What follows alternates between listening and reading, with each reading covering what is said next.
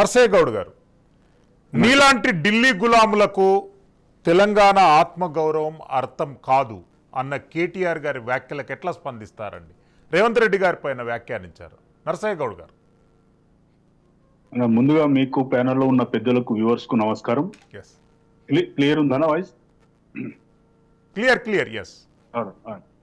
అయితే మెయిన్ గా ఇప్పుడు కేసీఆర్ పార్టీ, ఇప్పుడు బీఆర్ఎస్ వాళ్ళది కూడా భారత రాష్ట్ర సమితి అని పెట్టుకున్నారు. వాళ్ళు ఎవరి గులాంలో వాళ్ళే ఆలోచన చేసుకోవాలి. ఫస్ట్ నెంబర్ 1 ఏంటంటే, వీళ్ళు తిట్టినటువంటి తిట్లు బహుశా మీరు తెలుగు డిక్షనరీ వెతికి చూసినా కూడా దొరకనటువంటి తిట్లు తిట్టినటువంటి కేసీఆర్ పార్టీ వాళ్ళు ఈ రోజు ముఖ్యమంత్రిని పట్టుకొని ఆయన ఏమన్నాడంటే లిల్లీపుట్ సీఎం అని కూడా అన్నాడు.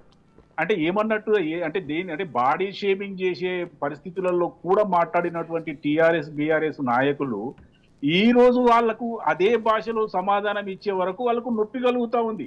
నేను ఏమంటున్నా, వాళ్ళకి ఆ భాష మాత్రమే అర్థమవుతుంది, ఎందుకంటే వేరే భాష వాళ్ళకు రాదు.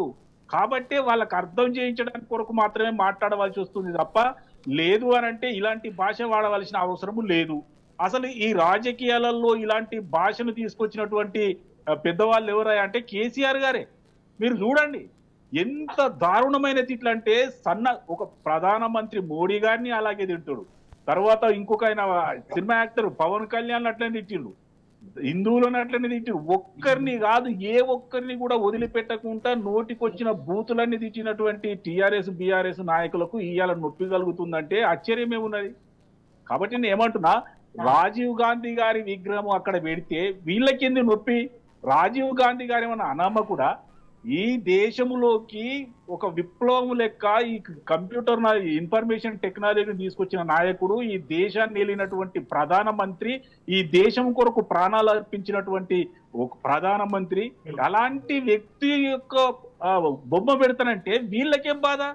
రెండో కౌంటర్ ఏం చెప్తారంటే, మేము అక్కడ తెలంగాణ తల్లి విగ్రహాన్ని పెడతానంటే 10 సంవత్సరాలు మీరే ఉన్నారు కదా, సెక్రటేరియట్ ఓపెన్ చేసింది మీరే కదా, మీరు ఎందుకు పెట్టలేదు అంటే 10 సంవత్సరాలు ఉండి కూడా మీరు పెట్టలేని పని ఈసారి మేము డిసెంబర్ 9వ తారీఖు మేము పెడతామని తెలిసినా కూడా కేవలం రాజకీయ దురుద్దేశంతో మాత్రమే ఈరోజు కేసీఆర్ ఈ మాటలు మాట్లాడుతూ ఉన్నారు. దీంట్లో తప్పేముందండి? రాజీవ్ గాంధీ గారి విగ్రహం పెట్టడంలో తప్పేముంది అని అంటున్నా. అంటే కేసీఆర్ గారికి ఇష్టం ఉన్నట్టు, అంటే ఇవాళ పరిస్థితి ఏంటంటే, మీడియాలో భారతీయ జనతా పార్టీ వర్సెస్ కాంగ్రెస్ అనే ఒక వర్షన్ నిర్మాణం అవుతుంది. కాబట్టి మేము కూడా ఉన్నాము, రాబోయే స్థానిక ఎన్నికలలో మేము కూడా పోటీ చేస్తామని చెప్పుకోవడానికి కొరకు మామూలు మర్చిపోవద్దని మీడియాకు చెప్పే స్థాయిలో వీళ్ళు ఈ మాటలు, కౌంటర్ మాటలు ఇవన్నీ చెప్తా ఉన్నారు తప్పితే వాస్తవంగా బీఆర్ఎస్ పార్టీ చాలా బలహీనపడ్డది. స్థానిక లెవెల్లో, వార్డు లెవెల్లో కూడా బలహీనపడ్డది. అది బీజేపీ వాళ్ళని అడిగితే తెలుస్తుంది. బీజేపీ వాళ్ళకు మనం 35 ఇచ్చిరు, వీళ్ళకి వచ్చి 13, 14, 15 వచ్చినాయి. కాబట్టి నేను ఏమంటున్నా అంటే, భారతీయ జనతా పార్టీలో కలిసిపోయే ఈ బీఆర్ఎస్ పార్టీ నాయకులు దాన్ని తప్పించుకోవడానికి కొరకు, అది ఈ ఎన్నికల వరకు దాన్ని స్తబ్దుగా చేయడానికి కొరకు మాత్రమే ఈ రోజు కాంగ్రెస్ మీద ఒంటికాల మీద లేచి ఏదో తిట్ల పురాణాన్ని అందుకుంటా ఉన్నారు. మళ్ళీ వాళ్ళే ఏం చెప్తున్నారంటే మేమే తిడుతున్నామని చెప్తా ఉన్నారు. నేను అంటున్నా, మీ దగ్గర బాగా ఇవన్నీ ఉండి ఉంటాయి వీడియోలు.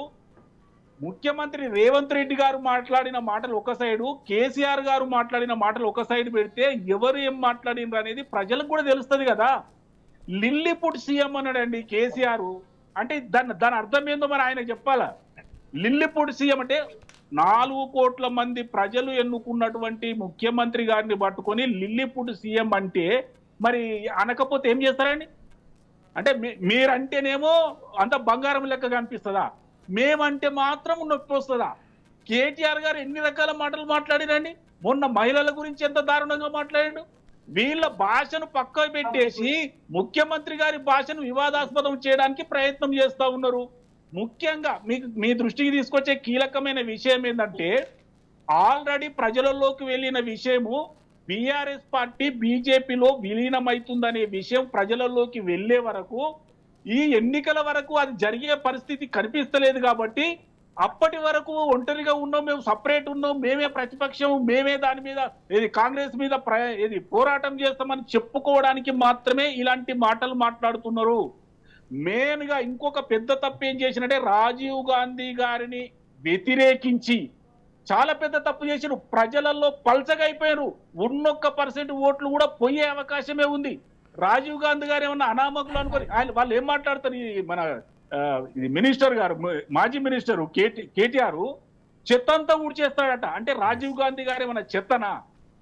మీ అయ్య విగ్రహం పెడతావా అని అనే వరకు మా అయ్య చచ్చిపోవాలని కోరుకుంటావని నువ్వు అనుకునే నువ్వు రాజీవ్ గాంధీ గారి చెత్త అవుతుందా? వచ్చిన ఫస్ట్ రోజుల్నే చెత్త అంతా ఊడ్చేస్తా. ఏం చెత్త ఉంది ఇప్పుడు? అంటే కొత్తగా పెట్టేది రాజీవ్ గాంధీ విగ్రహం. అంటే రాజీవ్ గాంధీ గారి చెత్తనా? ఇలాంటి చెత్త మాటలు మాట్లాడితేనే మిమ్మల్ని తీసుకుపోయి హుస్సేన్ సాగర్ లేచిరు. మళ్ళీ వచ్చేసి మళ్ళీ ఈ మాటలు మాట్లాడితే మీకు ఎవరు చేయాలి? ఇలా ముఖ్యమంత్రి గారిని తప్పు పట్టేటప్పుడు మీరు మాట్లాడే మాటలు ఏందంటున్నా? ఎస్ నర్సయ్య గౌడ్ గారు, మళ్ళీ వస్తాను.